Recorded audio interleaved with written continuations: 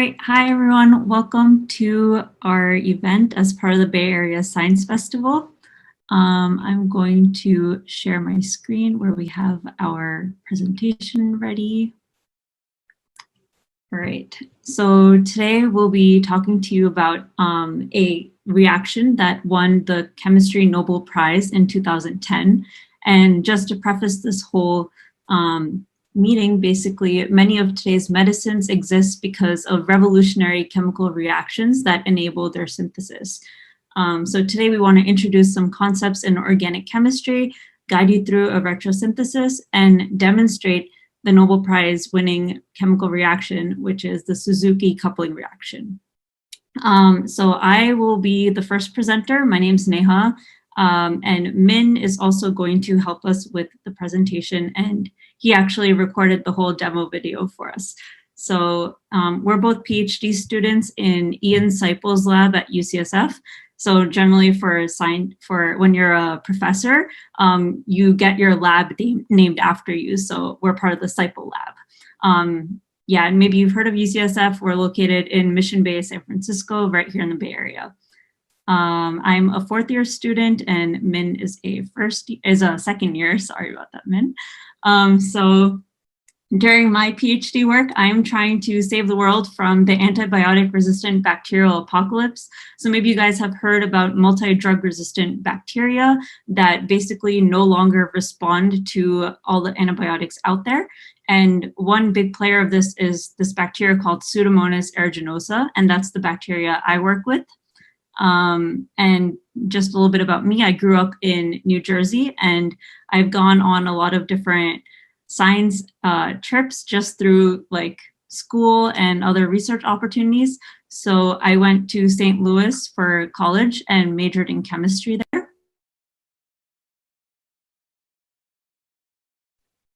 Sorry, yeah, so I majored in chemistry at WashU. I went to an internship in San Diego where the lab was literally on a beach, and we studied marine bacteria that was like this orange color. It was pretty cool.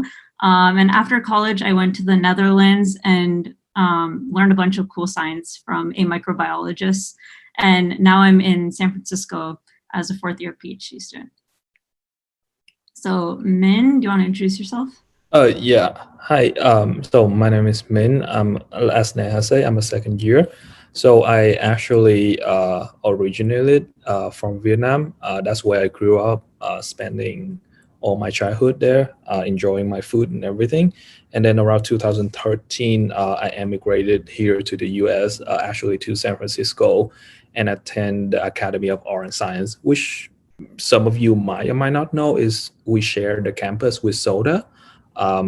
And then I moved out to South Bay, did a chemistry degree from San Jose State, where I help doing mostly chemistry to help the antibiotic kill bacteria better.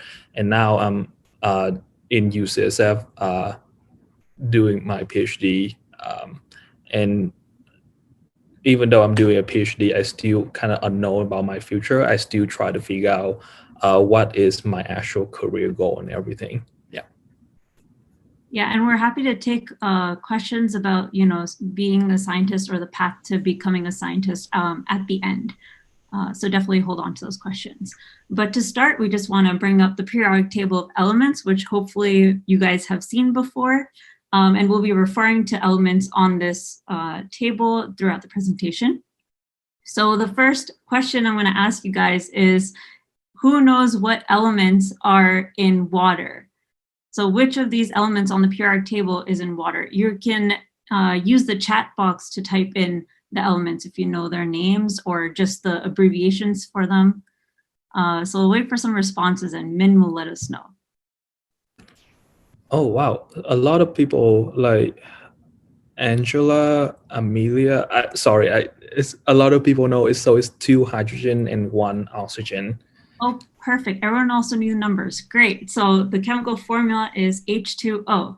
Great. This is a very easy slide just to get you guys going, right? So this is what the geometry of water looks like. It's an oxygen, and it's connected to 2 other hydrogens. So now this one's one step harder. So carbon dioxide. Does anyone know why it might be relevant, or maybe what context have you heard of it in? Again, you can use the chat box, or you can raise your hand if you want to say something out loud. The way to raise your hand is you click participants and then you can hit raise hand. So a lot of people will give us the structure, which is 2 oxygen and 1 carbon. And then some people give a context like we breathe it out or it's greenhouse gas. Yeah. Perfect. Awesome. So yeah, exactly. We breathe out carbon dioxide, breathe in oxygen. There's carbon and oxygen in the molecule. CO2 is the formula. Okay, this is the chemical structure of carbon dioxide. So just to see where you guys are at in terms of chemistry, I'm going to ask you guys a poll question. So Min, could you launch poll number 1, please? And it's just going to ask you, did you already know the chemical structure of this? And that'll help us gauge what level of questions to be asking you guys, whether water was too easy or carbon dioxide was too easy also.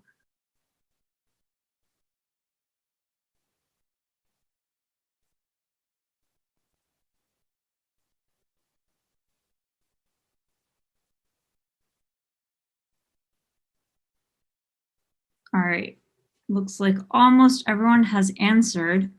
Min, do you want to show the answers? Great. Yeah. So 70% of you already knew the structure of carbon dioxide. That's awesome. And don't worry about it. This is the last structure question we'll be asking you, and we'll go into more detail next.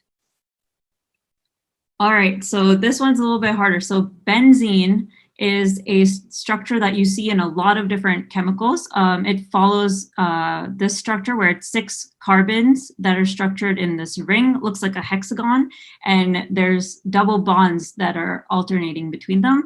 And basically in like the 3D representation, this is what it looks like. It's a very flat molecule. And chemists generally abbreviate this by just drawing a hexagon with 3 lines, and that's called benzene. So now let's look at these 2 compounds, and I want you guys to find 2 different similarities between these 2 compounds. And you can just throw them in the chat box, or you can raise your hand if you want to say it out loud. And Min, once you start seeing them, just, yell them out.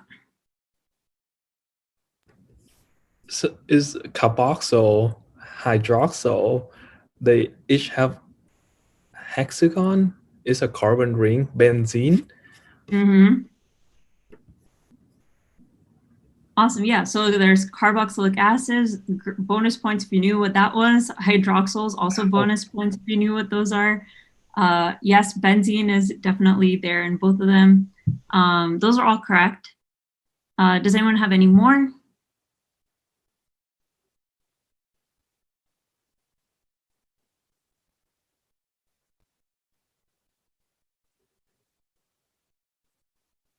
Okay.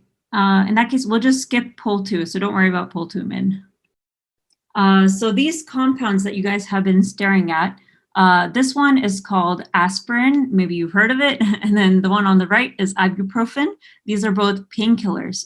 Does anyone know what, see how it says NSAID on them next to pain reliever? Does anyone know what that stands for? Any ideas of what it might mean? You can throw it in the chat.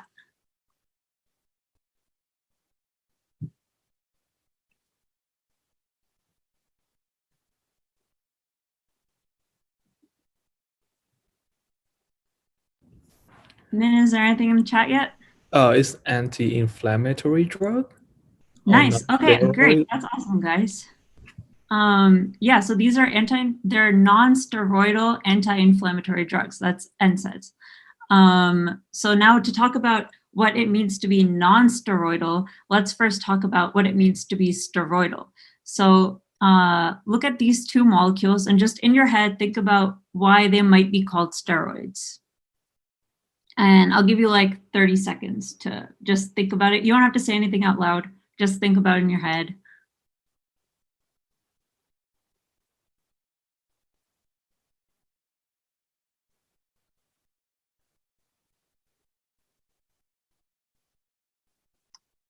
All right, and now I'm going to show you 2 more molecules that are also steroids. These are the same from the last slide. These are 2 new ones. And based on this, just think about like, do you have to change your theory or does it already fit your theory? And just for that, I'll give you guys a poll to answer that question.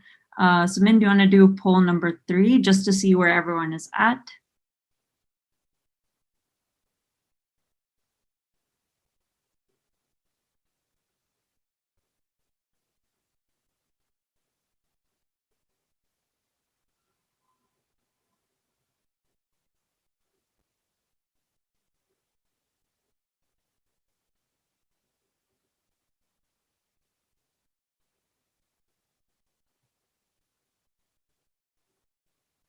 All right, we have about 20-ish people who have answered so far. Maybe wait another 10 seconds.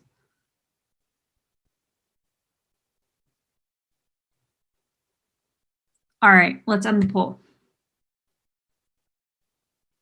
Okay, so it looks like most people had the correct theory to begin with, and there are some people who came up with a new theory and some people who don't have a new theory.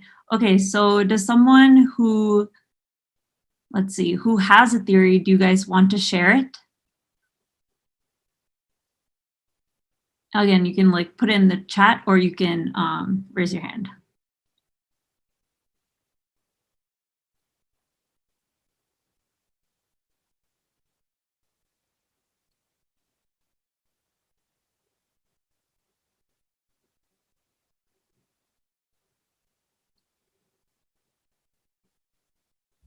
Min, anything in the chat?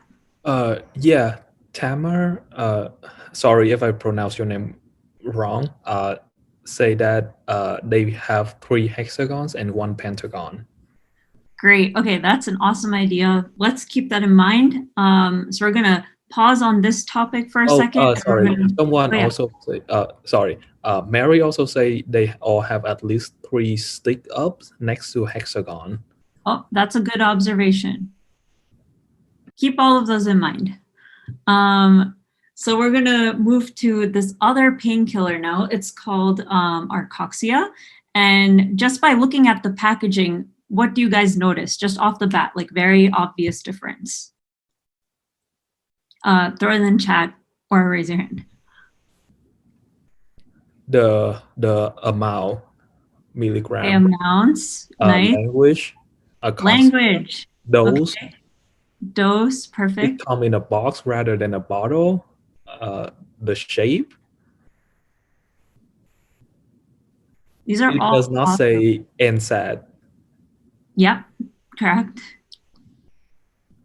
Okay, those are a lot of great points. One point I want to focus on is the language. So they're all in 4 different languages, right? And so what is actually happening is Arcoxia is approved in 63 different countries around the world, and people use it for arthritis treatment. However, the FDA, if you guys have heard of it, it's the agency that approves medicines and all kinds of stuff, really, for use so that people in the United States can take them or not.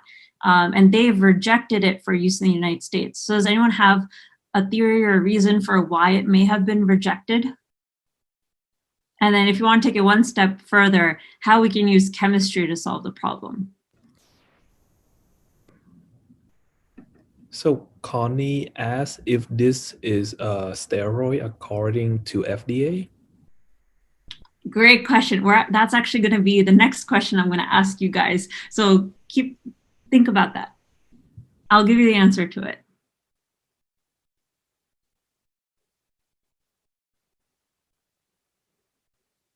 Any reasons, possible reasons? Why might a medicine not be approved for use?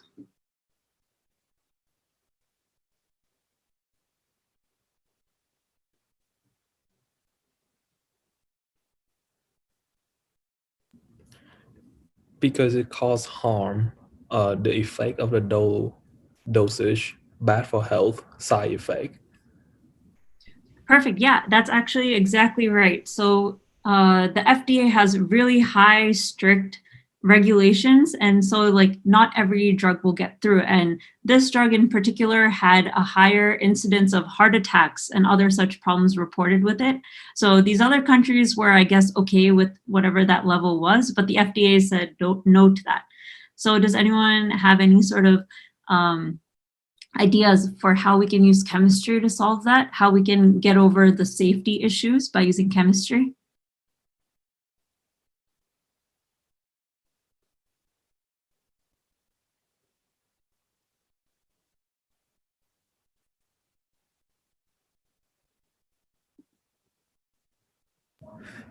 Someone say take more drug to prevent heart attack or remove any Yeah, unsafe part of the drug, yeah, modify the molecule. amazing. Okay, I like all of those answers. So let's actually use chemistry, right? So the first question, okay, the first question I'm going to ask is Arcoxia steroidal or non-steroidal? So we looked at, steroids in the last slides, and we already looked at aspirin and ibuprofen as NSAIDs. So based on, what they look like, can you guys take a guess as to whether they're steroids or NSAIDs? And this is poll 4. So yeah, Min, you want to launch poll 4? Perfect.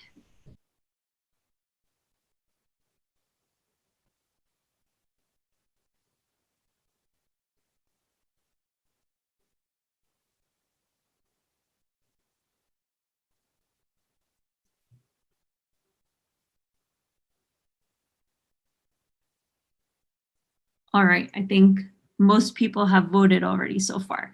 And it looks like most people think it is non-steroidal. Okay, can someone who thinks it's non-steroidal explain why they think it's non-steroidal?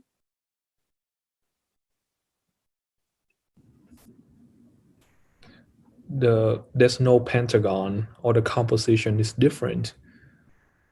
Amazing. It Yeah, is also perfect. different. Perfect.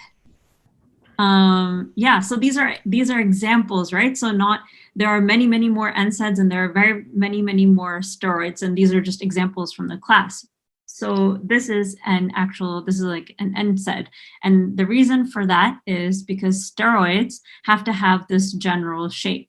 So of all the steroids we saw, this shape is in all of them.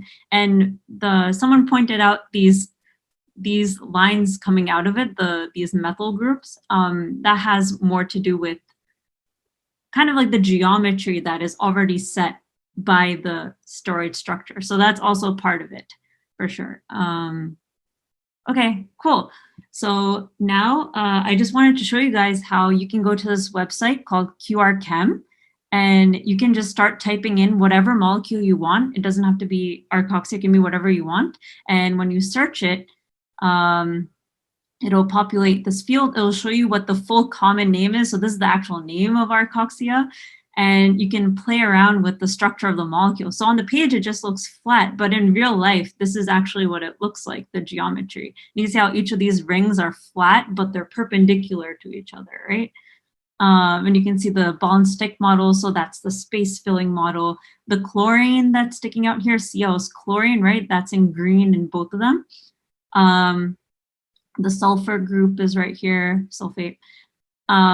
So now let's use chemistry to make the medicine safer. So based on the structure, I'm just going to randomly decide, hey, why don't we take off this chlorine? Maybe the chlorine is causing the toxicity issues. So if we take off chlorine, we can get FDA approval. But the problem is you can't just take the molecule and just rip off a chemical like the chlorine off of it. It doesn't really work in that way. So you actually have to build from the bottom up to get rid of the chlorine.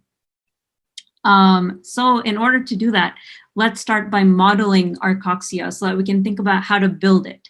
So here's a little exercise for you guys. This is something you have to do a lot. Like you have to switch between two-dimensional representation and three-dimensional representation and turning molecules and looking at symmetries. And you've probably figured out it's a lot of pattern recognition and figuring out shapes and stuff like that. That's a lot of chemistry. So here I'm going to ask you guys to try out this transformation and see if you can get the right structure. So this is pole number 5.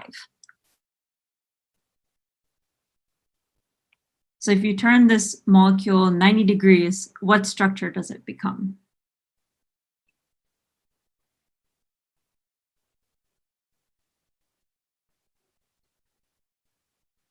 I played a lot of PBS Kids when I was younger, and they on the Arthur games, there used to be one called Virtual Goose, and that was like the arcade game in Arthur. But it was like very similar to this, where there'd be colors and they'd be like, turn it like 180 degrees and then tell us like what it looks like. So this kind of reminds me of that. You do a lot of that.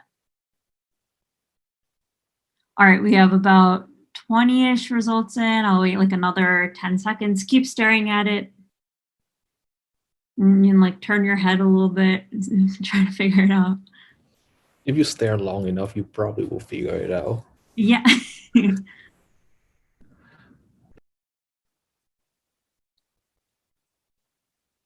All right, we're basically at quorum. Min, do you want to share the results? Great. So most of you picked A, and A is the correct answer. So for the few of you who did not pick A, you basically just, if you turn it, the big giveaway is basically the fact that the chlorine is on the left side here, whereas in this one, the chlorine is on the right side. So if you turn it, chlorine stays on the right side here compared to the left. At least for me, that's what it was. Everyone will have different ideas. So now let's take this structure, right? And let's model it just in shape so that we can look at it very easily. So here I just have this this part of it in orange as an orange triangle. We have blue circle, green square. Great. So how can we build Arcoxia from a small building blocks? So I'm just going to give you the first example, and then I'm going to ask you guys to give me 2 more examples of how we can build this. So I'm going to say if you break the bond over here, you can start with this chemical, which is these 2 already fused together, right, with some sort of reactive group. And you can combine it with this square with a reactive group. And that's one way you can make the molecule. These are both 2 smaller building blocks. So now I'm going to ask you for another example. How else can we build it? So Min, do you want to check the chat if people have any ideas for how else we can build this molecule?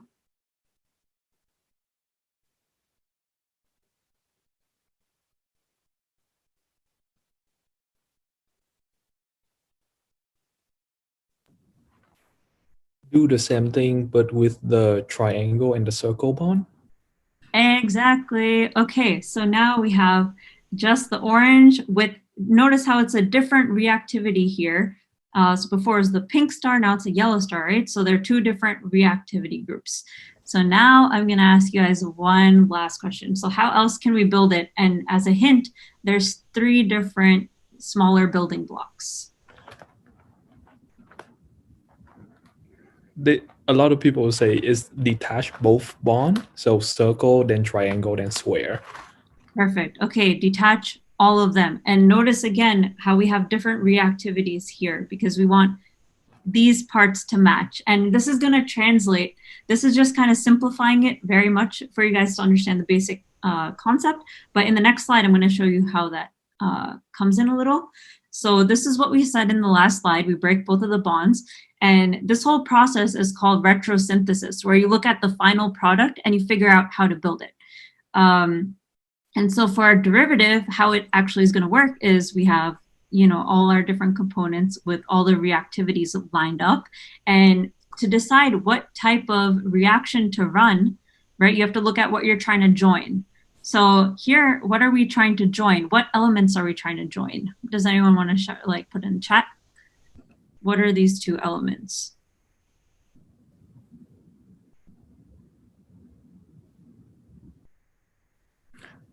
Carbon. Yes, they're both carbons. And so these 3 people, among many others, have come up with a way to get carbon to react with another carbon. And for this, they won the Chemistry Nobel Prize in 2010. And the reactions they developed are used very widely from not just pharmaceuticals, but also agricultural products, dyes, plastics, polymers, all sorts of things like for your phone, for your computer, high technology stuff like that. But they had a huge impact in the field of chemistry. And we'll actually be demoing the Suzuki coupling reaction today. But just to introduce the reaction, it's a palladium-catalyzed cross-coupling reaction. So it's cross-coupling because you're joining two carbons together, you're coupling them together, and we're using palladium to do this. So carbon is not very reactive, and so it's difficult to get them to react with each other. So what you do is you use palladium, as you can see in this jiffy here, use palladium to basically get them close together to kickstart the reaction. And so you can see how, like, you know, this is one part, one molecule, this is our other molecule, and then they join together, making a carbon-carbon bond. And this translates back to what we're trying to do, where you have the yellows line up and the pinks line up, right? And so now to give you the actual, you know, this is what you see if you open up a organic synthesis paper. You'll see, like, you know, all these different compounds, and you'll see all the steps that people have to do in order to run the reaction.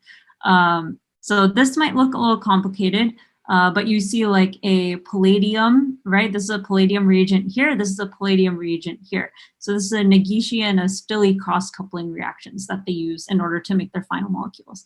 So to really break it down, you can imagine this as our blue circle with the yellow star. This reagent here, they didn't draw it out for you as a nice, like, you know, hexagon. So, but trust me, this compound here is actually the orange triangle with the star, right? They react with each other. They form this new compound, which is the circle with the triangle. And now you do some reactions to add a reactive group, this pink, the pink star, right? That's what you're introducing here. And you add now this reagent they drew for you nicely. That's the green square with the pink star. And if you react this compound with this compound, then you get the full three-part structure as shown here. So I'll pause here for a second. Does that make sense to people, or do people have questions on this?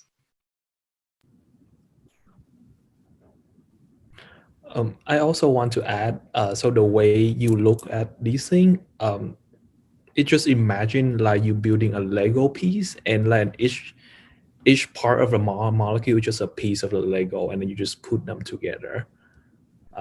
That's how I tend to think about it. So there's a question from Elizabeth. Is this what used when making kiwi bioplastic?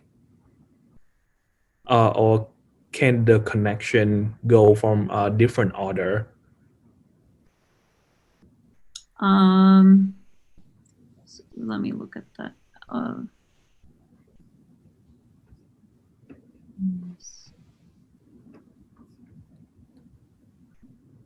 Oh, can you do it in the other? Yes. Okay, so the kiwis bioplastics, I'm actually not sure about that. Min, do you know anything about kiwis bioplastics? Sorry, it's my first time hearing about it, so I cannot really answer you that question.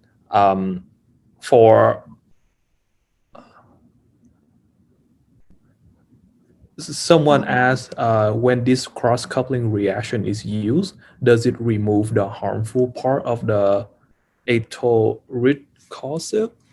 So that's the other name for Arcoxia, etoricosip. Arcoxia.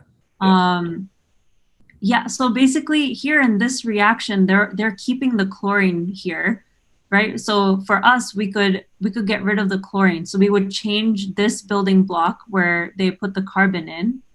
So here, this is where they put the this is where they put the chlorine in.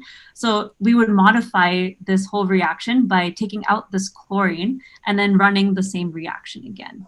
And so that's why you kind of have to like you would have to start from, like, let's say here, if you saved up any of this product, you could then modify this. Instead of doing this reaction, you would just jump to this reaction and then you can get rid of the chlorine.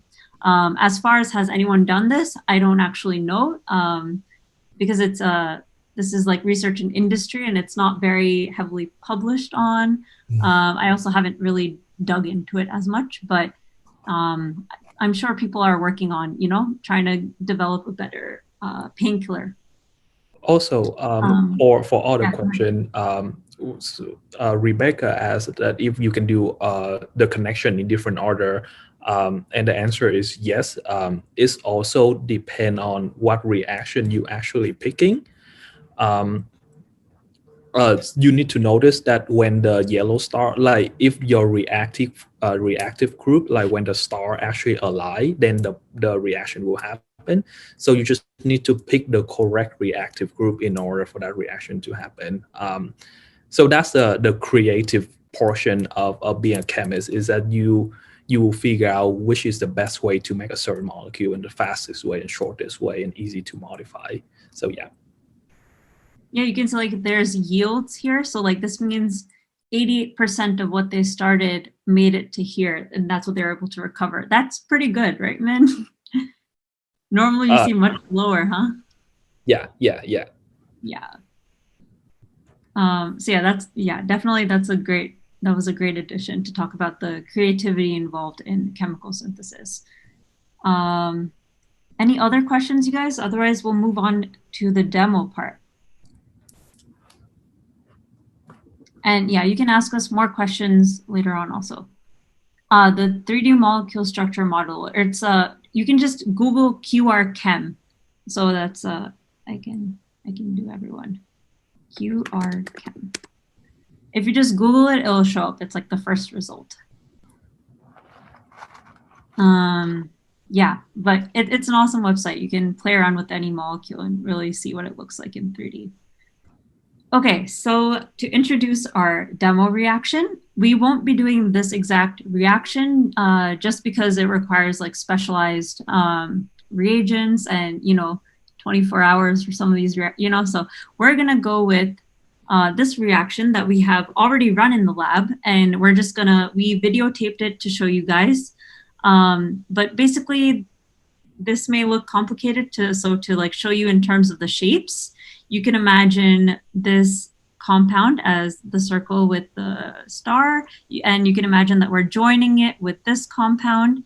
And after we run the Suzuki coupling reaction, we join this carbon with this carbon to form this final product. Any questions on that? Or we'll start the video. Yeah, it's basically this, it's mirroring the reaction here, just using a little bit different steps, but it's still a palladium cross-coupling reaction. Cool. Nothing else, Min? Video time? Great. All right. So sit tight with your questions for a bit. Yeah, Min, go ahead. Yep. This is typically what my day gonna be, what I tend to do. So you can start playing the video. Yeah. Yep. Welcome to the Seiple group virtually.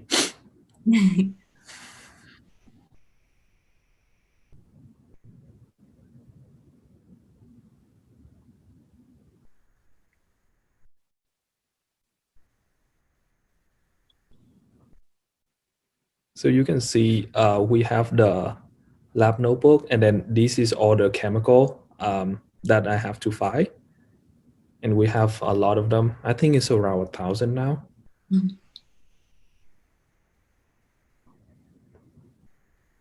So before you want to run anything, you will draw it out, and then the program, we will have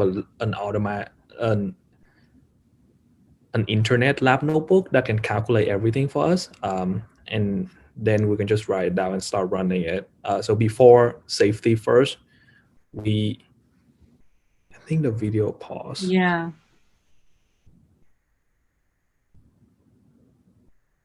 Are you kidding me? No. Oh, okay.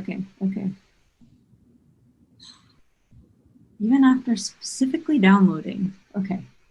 Yeah. So safety first. So where this lab code is actually non-flammable, so that if we have to deal with any flammable reagent, and then gloves, and then even though I wear glasses.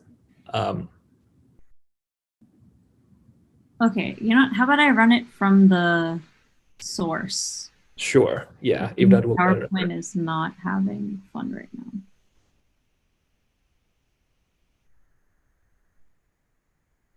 Actually, my entire computer is not having fun right now. let me just get it up on. That'll take a second.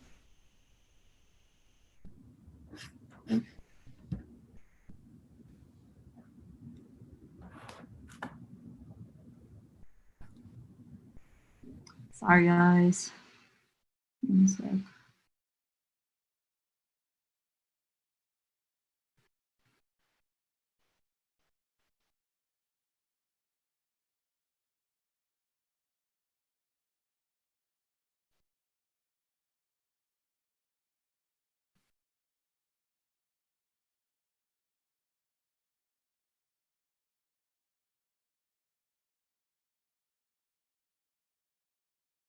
Come on.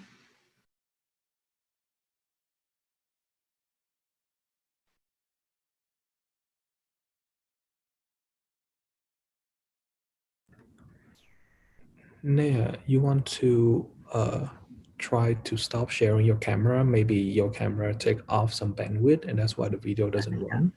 Okay, I got it on here. So let me just full screen it, and then I'll share the screen. Yeah, I'll turn off my camera as well.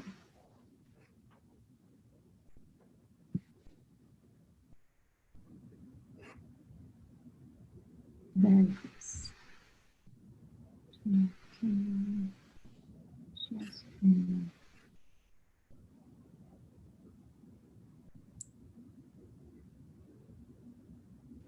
All right, do you guys see it?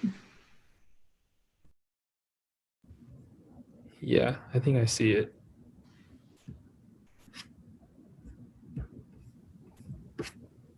Yep, everyone does.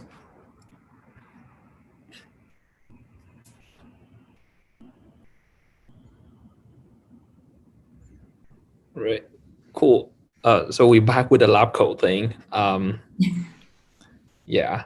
Oh, if you notice, we kind of have a class window, so we can see over all the side as well. So it's a nice view at Mission Bay sometime.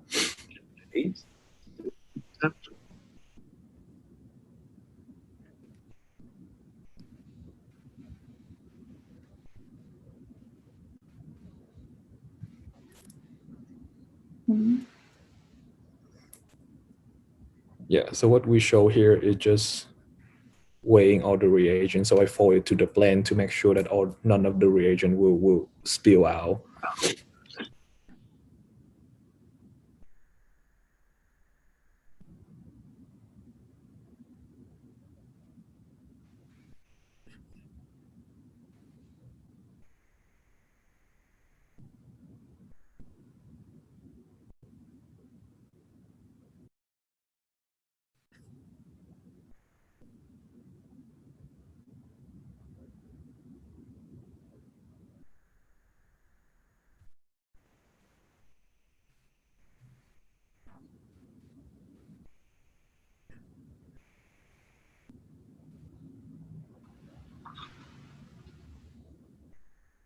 This part has a little bit of audio because you can actually hear the gas noises. Yeah. So technically what I'm doing now is I put a vacuum so it will suck all the air out of the flask, because sometimes oxygen will damage your reaction. So you have to suck it out. And then after that, you would backfill it with nitrogen, because nitrogen is more inert, so it doesn't react or anything. So you want to keep most of your reaction under an inert environment. And that's why we backfill with nitrogen. And we tend to repeat the step for like 3 times. For some reason, 3 is a lucky number in chemistry, and we tend to repeat this thing 3 times for like a lot of procedure.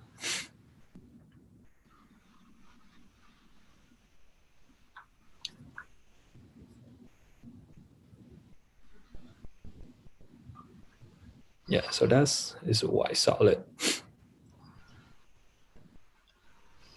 And if you want to get your reaction extra dry, then you can use argon. So argon is heavier than air or nitrogen in general. So what argon gonna do is that it's actually calm down and sit at the bottom of your reaction. So it will stay within your reaction radius, and it keep it even drier than when you do it with nitrogen gas.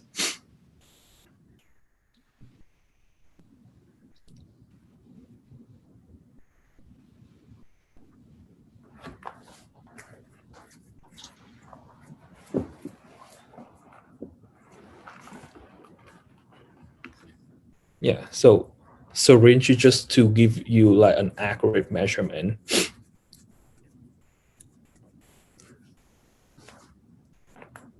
Yeah, so what I just flick out all the oxygen so that I know exactly what the amount I should add in. Sometimes some reaction really sensitive. A slight deviation from calculation may be wrong.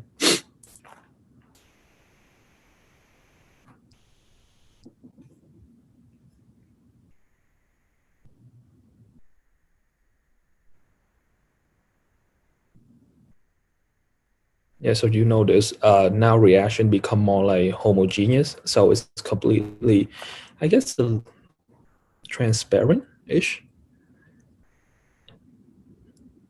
And now it's a cool part is when we add the palladium on it. And you will notice when the color come from transparent and it will change color.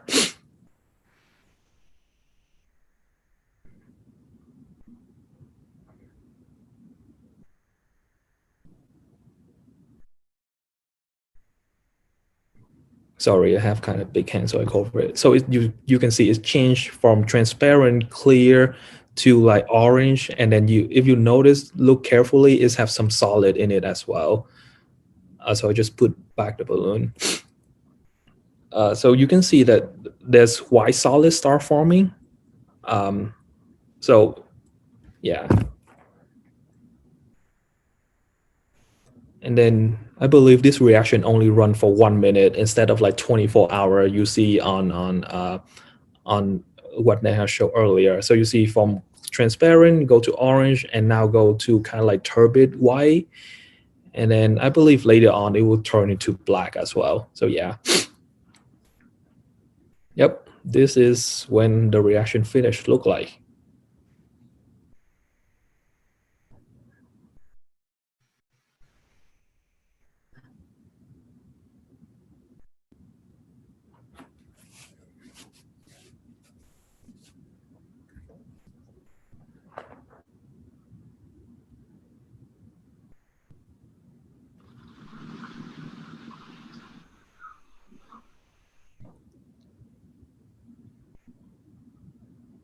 Yeah, so it's just a filter. So what you do is all you need to do is just pour the solution of reaction you just run onto that paper, the filtration, and then you rely on gravity to get rid of all the water, whereas a solid will stay on the paper, and that will be your final product.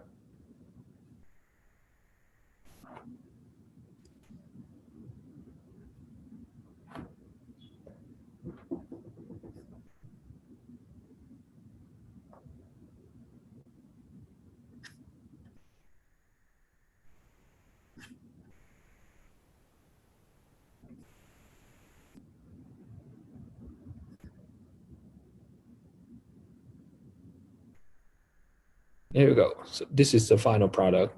It doesn't look that pretty, but that's what we got. Yeah. So I'm gonna stop share over there. I can't open my PowerPoint anymore because my computer hates me. But we're basically, this is the part where we wanted to take any questions and tell you guys a little bit about grad school and, you know, becoming a scientist and that kind of stuff. So Min, do you want to start with anything? Yeah. So one of the things that I really hope you guys will know is that I really hope you guys to know is that as a grad student, you actually get paid. It's not a lot. It's just a certain amount of stipend that you can live off of, and then we don't have to pay for our tuition as well. School will pay for it, and you also don't need to. You can go straight from college, and if you graduate from college, you can apply directly to a PhD. And a PhD is not a requirement to be a scientist. You can be a scientist after you have a college degree, but it would be more preferable to have a PhD. And lastly is that even though you have a PhD, you don't have to be a scientist if you don't want to do it after you get one. So me myself, I still try to figure out what I'm passionate the most about, whether it's about teaching in science field, or whether it's about writing or law or anything like that. So you have a lot of option after you get your PhD, and you don't have to stick with one career choice. So how competitive to apply for position with stipend and acceptance rate? So that depend on the school.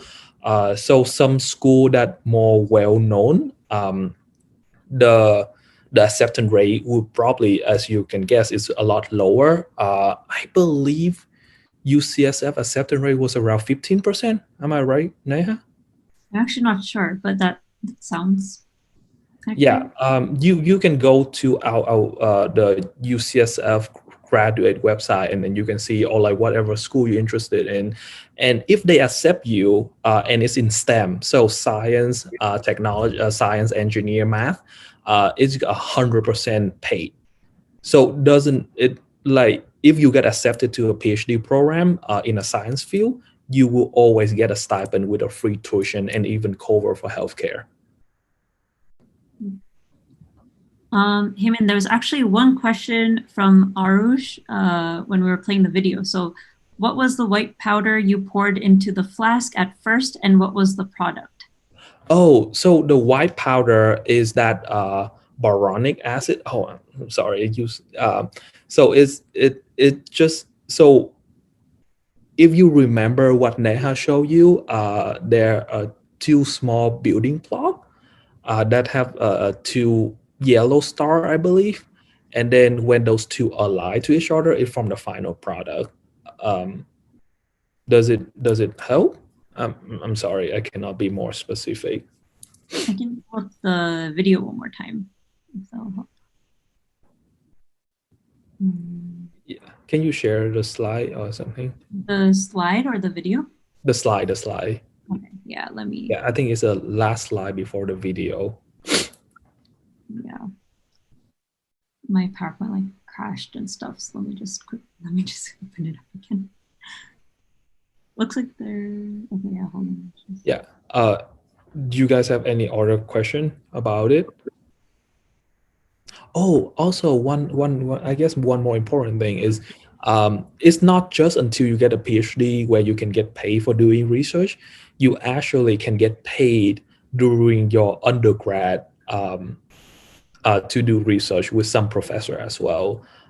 So yeah, it's a good opportunity for you to get paid to explore a new career field, whether you will enjoy to do science or not. Okay, so back, so the arrow is what, back to Arush question. So the arrow will tell you, so the point of the arrow will tell you which is the product. So before, what I add is these three elements. So you see 2, 3, and 4. And then the final product, the black one, is 5.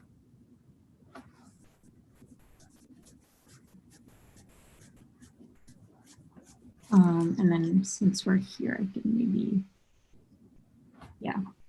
So yeah, we touched on paid undergraduate opportunities. We talked about getting a stipend while getting your PhD. We talked about going straight into your PhD after college, or, you know, with your bachelor's degree, you can actually work in industry or in an academic lab before going to your PhD program. Don't need a PhD to get a job in STEM. I guess this is the one last thing we didn't touch on, but you know, you're allowed to change focus from undergraduate research to your PhD. Even after a PhD, people do a postdoc sometimes. That's a path you can take, and you know, none of those have to necessarily align. So there's a lot of flexibility, and it's all about learning science, right? Like doing the most exciting science. Yeah. And also, one more touch I want to say is that you don't have to be amazing in biology in high school or something like that, or physics or whatever, to be a PhD, to be a scientist later. You can learn. Those are the things, those are the skill and the knowledge you can learn. All you need to do is be passionate about it and work hard for it if you actually enjoy and want to do it. So, yeah.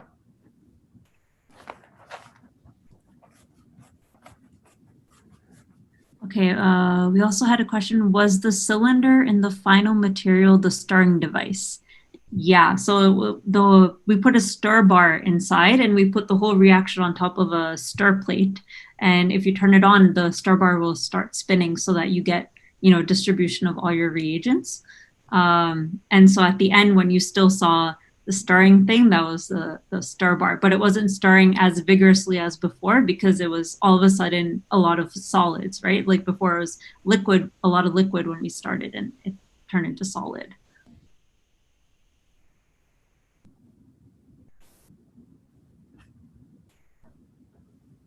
Well, what is the star bar made out of?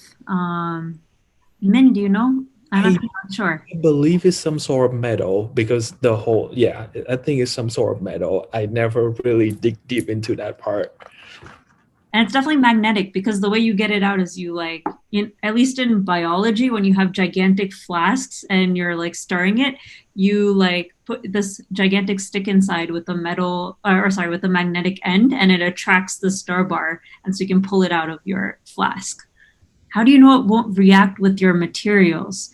Yeah, so there's a lot of things that are inert, and that's what we either store or do our reactions in, right? Like, for example, the glassware that we use for the reactions, you have to be very careful about that, right? Because you have to make sure that's not going to react with all your stuff. Yeah, I don't know. Min, do you have any more to add to that, like in terms of? The I guess we always joke about it, but the main thing is when your star align, that's when your reaction actually work. We actually don't know. Sometimes some contaminant actually help your reaction work, and sometimes it will ruin it, and you cannot really know until you try every single thing of it. Um, so I guess so generally people will coat it with a certain material that make it non-reactive with your reaction. With most of the reaction, that doesn't guarantee every reaction won't react with the star bar or anything like that. But mostly it won't. One participant says it's covered with Teflon. Well, good to know. Thank you. Thank you. Yeah.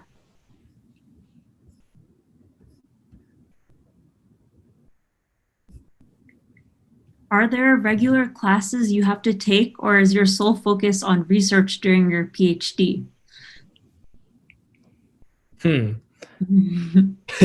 So it's school dependent. But technically, most school you will take it during your first year. So normally a PhD will last around 5 years total, and you all pay during the whole 5 years. So don't worry about that part. And you tend to only take classes during your first year, and it will be the class that required by your own department. And after first year, you're free to go to mainly just focus on research.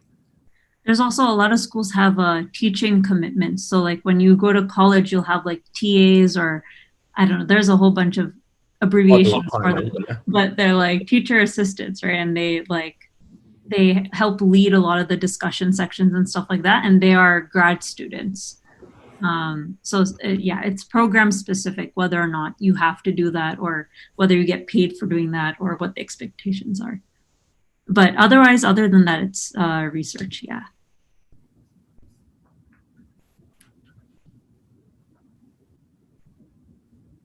All right, we got 2 minutes to go. If anyone has any other questions, we'd love to answer them for you. Are the slides available? I believe I can send it to an administrator who, has put together the Bay Area Science Festival, and I think they can send those out.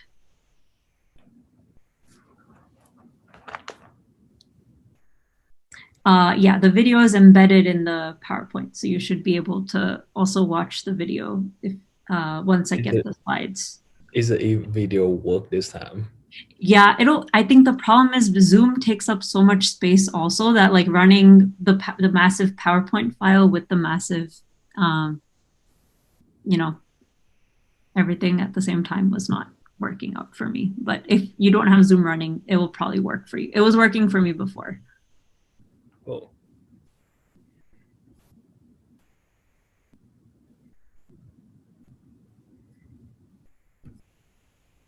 All right.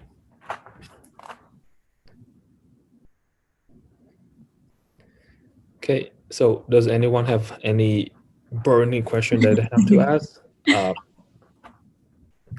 Otherwise, I guess we will let you guys leave then.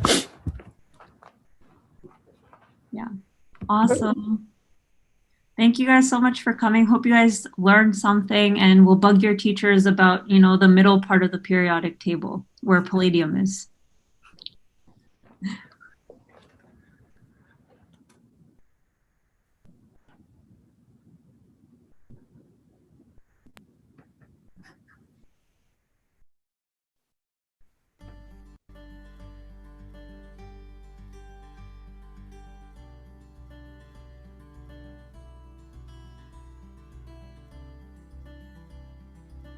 Oh man, someone asked us a question at 7 p.m. Oh, Steve is still here. Is US the hotbed for new research, or would you go to Europe? Man, depends on what field of research too, right? Yeah, I would say field dependent. I guess for antibiotics, there's people, that's at least me and Min work on antibiotics, and it's kind of all over the world. There's plenty in the US, so I don't think you would have to move to Europe, but there are also lots of opportunities in Europe. So yeah, for antibiotics specifically, I can say that, it's fine here also.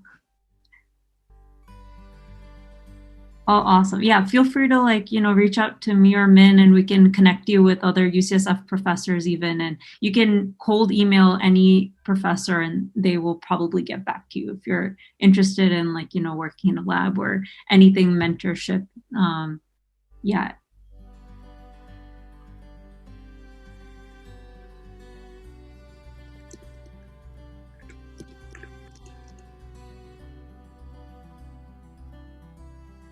All right, cool. Thank you, everyone. Have a good evening.